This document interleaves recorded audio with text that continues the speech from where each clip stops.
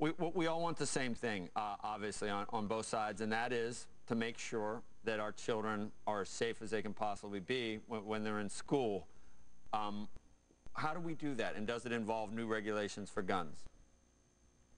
Well, I think the most important thing we can do is when we look at all these mass murders and attempted mass murders that have happened recently and over past decades, is one of the things that ties so many of them together is mental illness. The vast majority of the perpetrators are young males, late teens, early or mid-20s, who we see, at least afterwards, were suffering from schizophrenia or some other very serious mental disturbance. And one of the, I think, mistakes we've made as a country over the last 50 years is, even though the size of government at all levels is just bloated, funding for mental health, for institutionalization of these kinds of dangerously, violently mentally ill people, and the treatment for them has been slashed. You know, part of the reason for that is that the mental health lobby of the providers is a rather weak lobby compared to, say, the prison guard lobby. So I think one thing that I'd hope almost everybody could agree on is that we need stronger laws on civil commitment for the violently mentally ill, and much more funding for treatment. I need to get a clear view of what proponents of Second Amendment rights, the viewpoint on assault weapons, because one thing that always comes back is that if there's never, I mean, it's awful to say, but if you don't have to take, if there's no break in when someone has to reload, it's impossible to stop this kind of thing. And I mean, you're not allowed to buy a hand grenade. Right? I mean, nuclear or an RPG or something like that. Who is it? Why does a normal citizen need the ability to have a magazine with all these bullets and to be able to reload instantly? Well, the so-called assault weapon issue, which got thought up by the gun prohibition lobby back in 1987, has always been a phony issue. It's based on the cosmetics of how guns look rather than on their function. The guns that the prohibitionists want to outlaw are guns that function just like every other normal gun. If you press the trigger once, one bullet comes out, just like all other ordinary guns. In fact, Connecticut is one of the minority of states that has a ban on these so-called assault weapons that was enacted in 1993. So none of the guns used in this horrific murders were assault weapons by Connecticut's definition, by the laws that the gun ban lobbies wrote. And I think that's an illustration that you don't do anything constructive for public safety when you go around banning guns based on cosmetics rather than on function. But David, let's talk about function. Let's let Governor Dean is ready now. So Governor Dean, how do your lips are moving. I don't know if we heard you, but you were able to hear David, right? Sure. You can't hear me?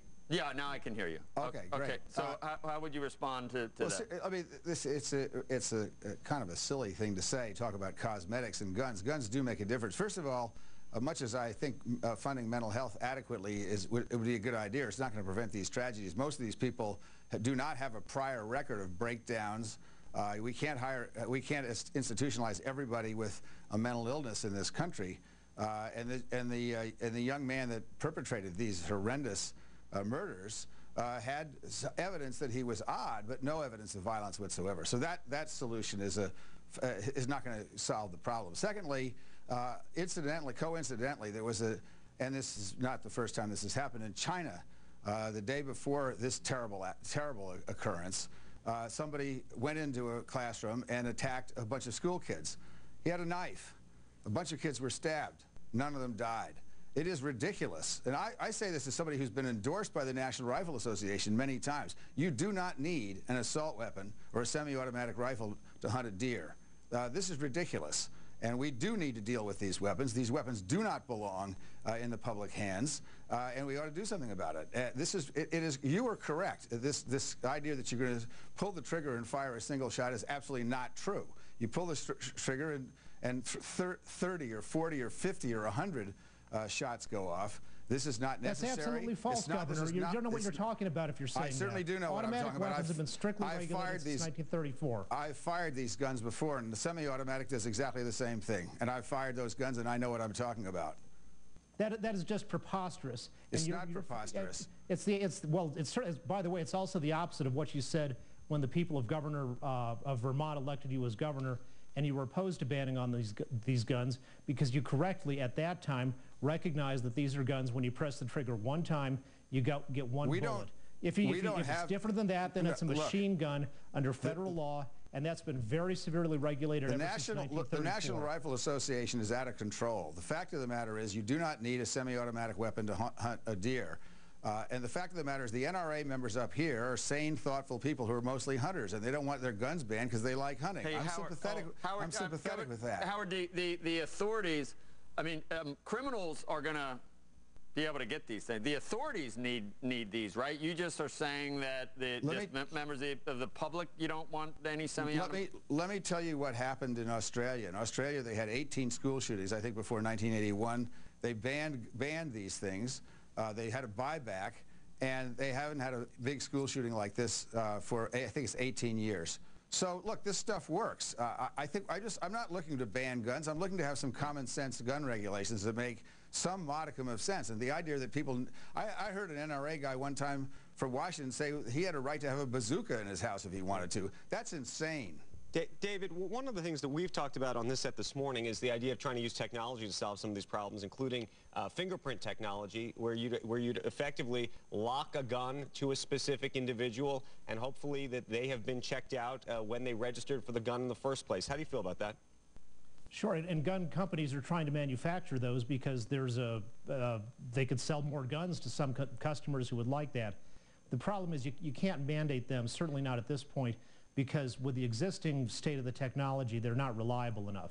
And that's why police officers who, like anybody else who has to have a gun for self-defense, absolutely refuse to have these things. It's, people have used fingerprint readers all the times in various applications, whether it's, say, booting up their portable computer or things like that. And people with experience in doing that know that sometimes those things don't work right away. So it's absolutely premature to think of mandating something like that. Okay, we got to go, Howard. I just wanted to broach what some people say. Should principals be armed, Howard? That's ridiculous. Well, why should principals of elementary schools have to carry guns around? Because I just don't know if you can ever make sure that it's never going to happen, and you're just at the mercy of whoever is armed at that point. Well, what we're talking about in this country is doing things that every other democracy does, which is having sane, sensible gun laws. Doesn't Norway have those, though, Howard? And look at what there are 80 people. I don't know. A lot of places do. How many people were killed on that? We're not going to eliminate these kinds of horrible events. The question is, can we reduce them dramatically? Right. And the fact of the matter is, a lot of people can go and get semi-automatics today that shouldn't have them. Okay. All right, the governor got the last word. I don't know. We have to do that to the governor, David. He had, held a high public office. That's okay. But maybe we appreciate both of your time today. Thanks.